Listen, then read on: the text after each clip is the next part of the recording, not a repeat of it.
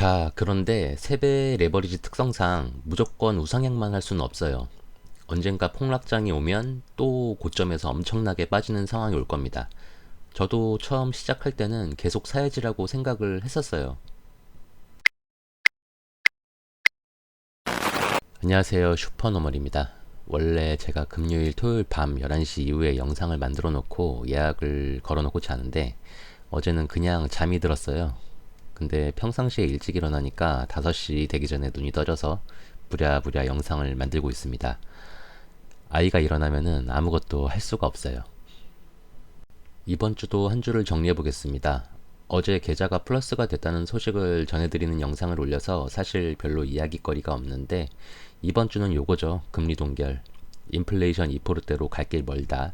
금리 올릴 거고 점도표에서도 올해 말 금리 전망치가 3월에는 5.1%였는데 지금 5.6%까지 높아졌습니다. 두 번 더 금리를 올릴 수 있다는 의미라고 하고요. 패드 위원 18명 가운데 12명이 두 번 이상 금리 인상을 전망했습니다. 올릴 필요가 없다는 사람은 2명, 한 번 인상은 4명인데 뭐 중요한가요? 정말 신경 쓰는 것 자체가 의미가 없는 일입니다. 그래도 알아서 나쁠 건 없으니까 경제 공부한다고 생각하고 보시면 될 것 같고요. 제 계좌는 지난주 마이너스 3.24%에서 플러스 4.25%로 양전을 했습니다. 6%대까지도 갔었는데 금요일 막판에 장이 하락하면서 다시 내려왔고 일주일치 마켓맵도 이렇게 파릇파릇한 모습을 보여줬습니다. 헬스케어 쪽은 관심이 없으니까 빼고요. 다 좋은데 AMD가 신제품을 발표하고도 떨어졌네요.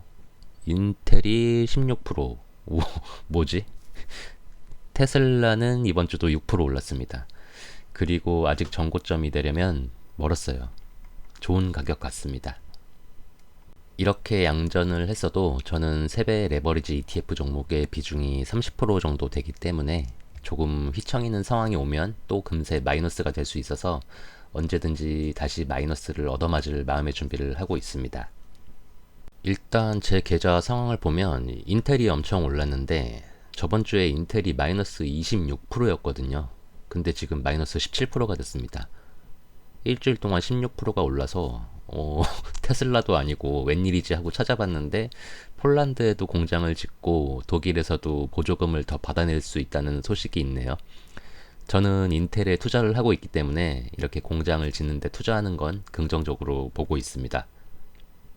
정말 날아가도 된다는 각오로 투자를 하려고 하는 오리진 머티리얼스와 아이온큐는 조금 떨어졌는데 기왕 떨어지는 거 쭉쭉 떨어졌으면 좋겠습니다.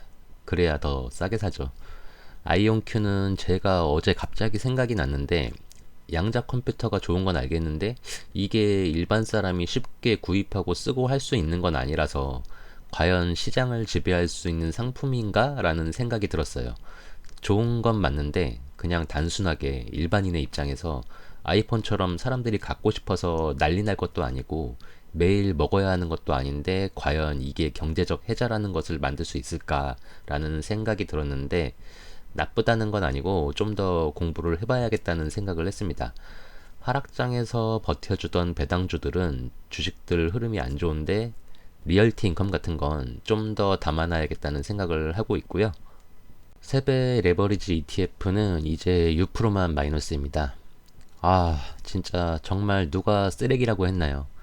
누가 세배 레버리지 투자하면 계좌가 녹는다고 했나요? 나 같으면 그냥 영상 내릴 것 같은데. 그렇다고 TQ 속수를 사세요 라고 말씀을 드리는 건 아닙니다. 항상 말씀드리지만 99% 날아갈 수도 있다는 것을 아시고 감당할 자신이 있으실 때 투자하시는 게 맞는 거예요. 이번에 겪어보니까 고점에서 90% 이상 빠지면 무조건 사야 하는 거라고 저는 생각합니다. 자, 그런데 세배 레버리지 특성상 무조건 우상향만 할 수는 없어요. 언젠가 폭락장이 오면 또 고점에서 엄청나게 빠지는 상황이 올 겁니다. 저도 처음 시작할 때는 계속 사야지라고 생각을 했었어요. 누구에게나 계획은 있잖아요. 맞기 전까지.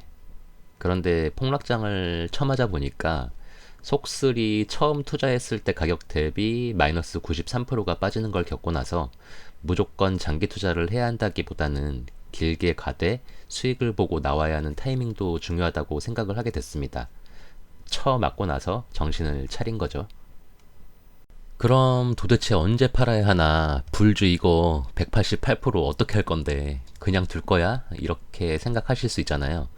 저는 이제부터가 더 어려운 영역이라고 생각을 합니다. 진짜 버텨내는 게 이게 기술이에요. 만약에 막 죄다 200%, 500% 올라 있어. 손가락이 근질근질 하잖아요. 이만큼 오른 것도 어디야 하면서 이러다가 떨어지면 어떻게 하지? 속슬 다시 6달러 되면 어떻게 하지? 막 이렇게 생각이 나면서 견뎌내기가 쉽지 않을 겁니다. 그래서 저는 일단 기준을 잡았습니다. 보시는 게 21년 11월 고점부터 지금까지의 모습인데 꾸준히 모아왔잖아요.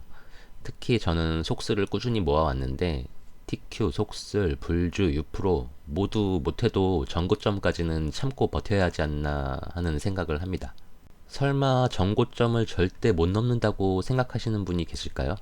저는 전고점을 훨씬 넘었다가 다시 99% 빠질 수 있다는 생각은 해도 전고점을 넘지 못할 거라는 생각은 하지 않습니다. 그래서 저는 최소한 전고점까지는 갖고 있어 보고 넘어가면 그때 다시 고민을 할 생각입니다. 그리고 아마도 6%를 가장 먼저 매도할 것 같아요. 정말 힘든 시간을 잘 버텨내셨습니다. 짧은 시간으로 보니까 이게 지금 이렇게 얼마 안 내려왔다가 다시 올라가는 것처럼 보이는데 이렇게 10년으로 보면 진짜 엄청난 거거든요. 주식에서 가장 무서운 게 과거로 가는 건데 17년, 18년 이 정도 가격까지 빠졌으니까 몇 년의 시간을 잃어버린 게 되는 거예요. 불주는 뭐 분위기 좋을 때 상장이 됐다가 아주 그냥 후름라이드 타고 내려오는 것처럼 이랬던 상황인데 정말 잘 이겨내셨습니다. 수익을 실현하시는 건 다 각자 성향이고 추구하는 게 달라서 정답이 없습니다. 많이 버는 게 정답인데 각자 방법이 다르니까 상대방의 투자 방법을 존중해야 합니다. 꼭 보면 돈도 안 많은 사람들끼리 싸우는 것 같은데 우리는 그러지 말자고요. 모두 힘든 시간을 버텨내셨으니까 우리 모두 더 높은 곳에서 함께 즐겁게 이야기를 했으면 좋겠습니다. 이상 오늘 나눌 이야기는 여기까지입니다. 시청해주셔서 감사하고 건강하고 행복하게 또 만나요.